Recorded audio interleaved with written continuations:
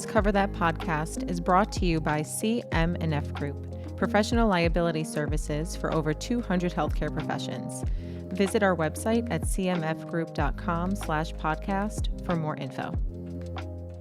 Hey everybody, this is Will Sullivan with another episode of Let's Cover That with my co-host Antonina Agruza, and today we have with us Catie Harris, founder and CEO of NursePrenuers. Catie, thanks so much for joining us today on the podcast. Thanks for having me.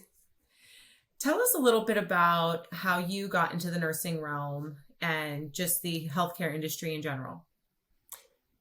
So I got into nursing straight out of, I went into college as a nursing student and just went from there, spent a good 20 years as a nurse and then as a nurse practitioner, and really just wanted to do more. I wanted to have my legacy. I wanted to have an impact, and really in the hospital system, it was like putting out fires all the time, and just didn't feel like I was having the impact that I wanted to. So I ended up starting my own business, and then nurses started coming to me asking how to start their business. So that's where NursePrenuers came from, is just a way to help nurses to grow and learn and participate in their own business and make their own impact. Can you tell us a little bit more about the background of NursePrenuers and how nurses essentially are finding you or using the platform? So, they're finding us because they're searching on Google and they're looking for, how do I get out of the hospital? How do I find a non-clinical job? How do I, what else can I do with my nursing background? And that's a lot of ways how they come to find us, because a business might not be the first thing on their mind. They might not even realize what they could do. So when they do find our blogs and our podcast episodes, it's exciting, right? Because they're like, oh, I didn't even know I could do that. So that's largely how they come to find us. So what do you give us a quick overview of NursePreneurs? Like, what are you offering, and what are these nurses coming to you for? Yeah, so NursePrenuers, it really started out as a coaching program. So I brought in nurses and helped them to set up their business. Then I started a Facebook group and started really listening to what they wanted. And in that Facebook group, they would say, does anybody know how to start an IV hydration business? Does anybody know how to do this? Can I freelance my services? Can I start a staffing agency? And, there were areas that I didn't know the answers to. So I searched out from the students that I've worked with and just trying to find if they were able to do this stuff. And one of my students did start an IV hydration business. And I said, is this something that you think you could teach? And, we really looked into it, explored it. And it turns out that, one, she's an awesome coach. She puts together a great course. And it's something that we now offer the nurses in our group. So if they want to start an IV hydration business, we have the course for that. We have additional coaching. And, I took that model, and every time they started asking me for a certain area, like I want to learn how to put this business together, I would go out and find nurses who are already doing that, who are already successful in that business, partner with them and bring that program to the nurses in my group. Catie, do you feel that the nurse profession itself has evolved over the years, leading you to the NursePreneurs, evolution and just general understanding of what you wanted to build out as a business? Yeah, for me, the nursing profession has evolved quite a bit. When I first started nursing, it was a much more culturally based unit. Like, we were a family unit. We really worked together to make sure, if I didn't do something, my fellow nurses, let's say, I didn't wash my patient soon enough, I literally had other nurses that would start filling up, the tub, to get my patient. And then all of a sudden you're like, oh my God, I gotta participate here. So, but it was very, it was a very peer-oriented, family-oriented type of position that I had for years. And then it started to, it's been changing.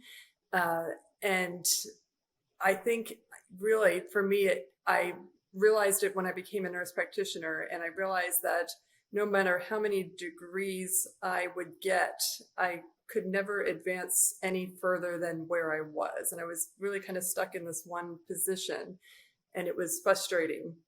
And then, of course, COVID hit, and it really helped the nurses to see that they were kind of stuck too, that things were never really going to change for them, that they couldn't really evolve in the positions that they're in. So now you see nurses going off and working with staffing agencies, and they're chasing after more money because that culture doesn't exist in the same way. That family unit doesn't exist in the same way that it used to. And that has been very powerful for nurses coming to Nursepreneurs, because one, they're looking for that community, they're looking for that culture, and they're looking for, a way to really have an impact on their patients and the different people they want to work with. So that's really cool, Katie. Like the building of the community, kind of making that like familial sense, and that like bringing that evolution into business community.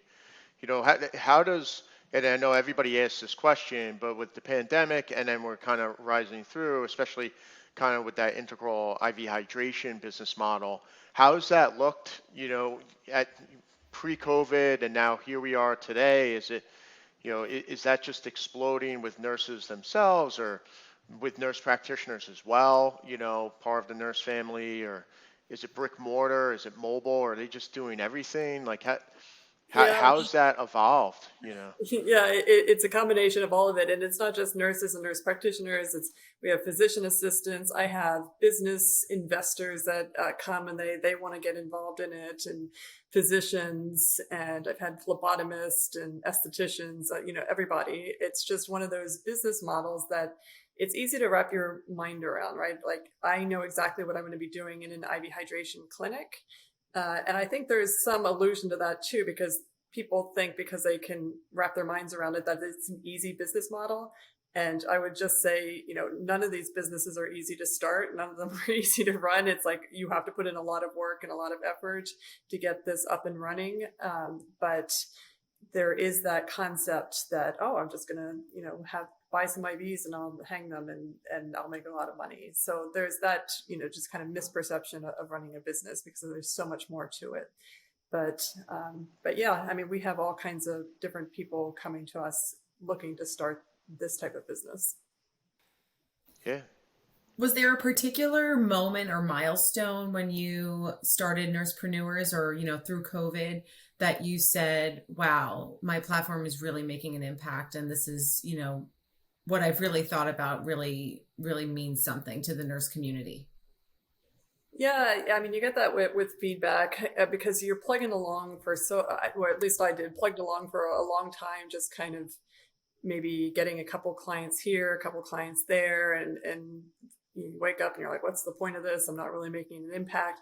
And then you're in the Facebook group and people are like, thank you so much for what you said, what you did, all this. And it inspires you, and it makes you feel, or it made me feel like I just need to get the message out in front of more people. I need to work on that aspect, because I can certainly work with 5, 10 people, but if I can help hundreds and thousands of nurses, I mean, even if they don't work with me, to let them know that there's opportunities. Because when I was in the hospital, that was one of the things I didn't really get. It was very myopic. I'm a nurse practitioner. I can work on this unit, or I can work on that unit. I never thought of like, well, I could be consulting. I could work in IT. I could work at NASA, or I could start my own business. And here are a bunch of options. When you look at the businesses that you're helping start up, it looks like it's a lot of people consider them to be more like focused on like wellness per se. Okay, this is within the wellness atmosphere. That's their sector, and how much oversight is there, and things of that nature. And then you kind of look at the traditional models. Where do you see like these new businesses kind of helping us say, IV hydration, for example? Like I've taken it when I've had altitude sickness, for the hydration. It was immensely helpful, and I thank goodness I did it. But it's like when you start thinking about the different types of, infusion you can get outside of just hydration, and you can cater it to the specific person, and the quality's high, and all these great things. What are we kind of missing that's now being filled with Nursepreneurs and these businesses? And it's not just IV hydration. I mean, there's other sectors that you're working in. So how's that evolving to kind of bring it into like mainstream, rather than, just a cash-based business. What is part of that evolution, getting people to buy in? Yeah, I mean, so for us, the medical model is very focused on sickness. So we only see people when they're sick, or I worked neurotrauma, so I only saw people after the fact, right? And there's very little, honestly, that we can help people with once they're in that situation. We can stabilize them and hope that, they make it, or we hope that they get better. But it's not until they get outside of the hospital, and it's before they get into the hospital. These are the areas that if you're going to have an impact on people, that's where you want to be. That's what you want to work with. And when you're in the hospital system, it's kind of like this. I always imagined it like a conveyor belt. I would just have patients come through and come through and come through, and they spinal injury, brain injury, and there's not a whole lot that we can do for those patients other than, like I said, just help stabilize them and hope for the best. So the real work is the prevention of this happening in the first place, or on the back end of recovery back to a new normal. And that's where I feel that the nurses have the most potential for the biggest impact on their patients, on their clients, on society in general. So that's the area that we've kind of evolved out into, because in that sickness realm, it's really stressful. I mean, you're dealing with the incident itself, and then the family members who are dealing with it, and then you're dealing with just a large number of patients coming through and having very little to offer. So it's just a hard environment to work in and day out. So when you get out into the wellness world and people are like, oh, thank you so much, even if it's just like med spa and they got their Botox, they're like thrilled, right? It's a much different feeling. Like, thank you so much for doing this for me, as opposed to, just the hardship and the sadness that you can see in the hospital setting. Well, it's an interesting dynamic, like you said, the conveyor belt. It's so linear, and there's different aspects to healthcare that, from a traditional medical model standpoint, are really not focused on, which is the prevention.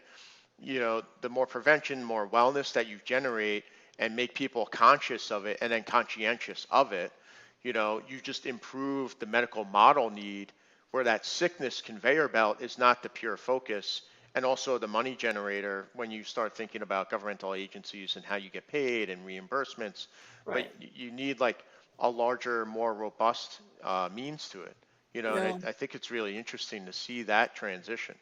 Yeah, because that's where all the money is. Like, all the money in the hospitals made from surgical procedures or any procedures whatsoever. That's where all the money comes from. It doesn't come from prevention. Insurance, insurance companies like prevention, but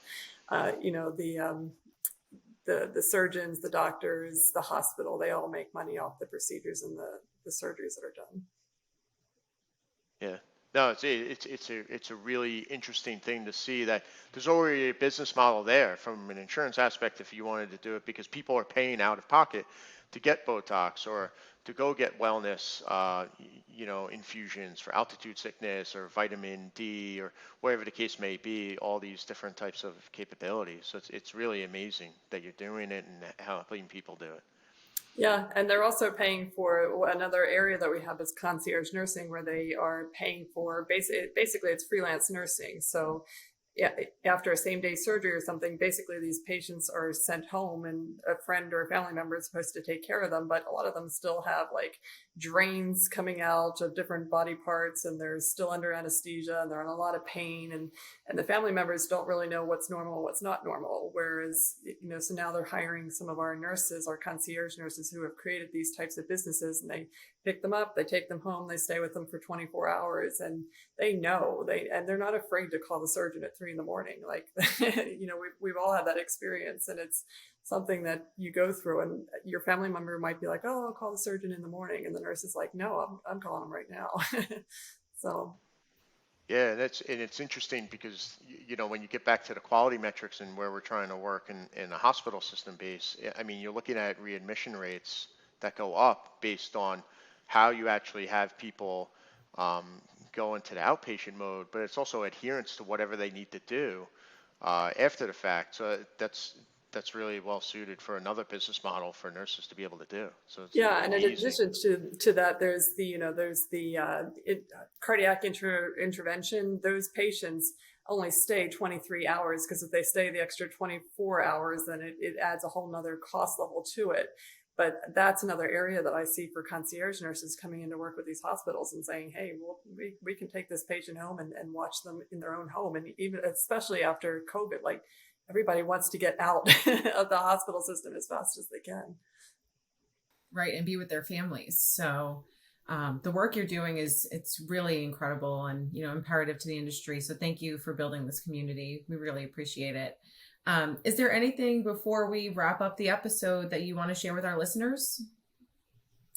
No, just to look out for nurses that are starting their businesses, because they're so passionate and they care, and they most of them aren't in it for the money. They're in it for it because they really truly want to make an impact. So they're amazing to work with, and yeah, look for nurses in business. Awesome.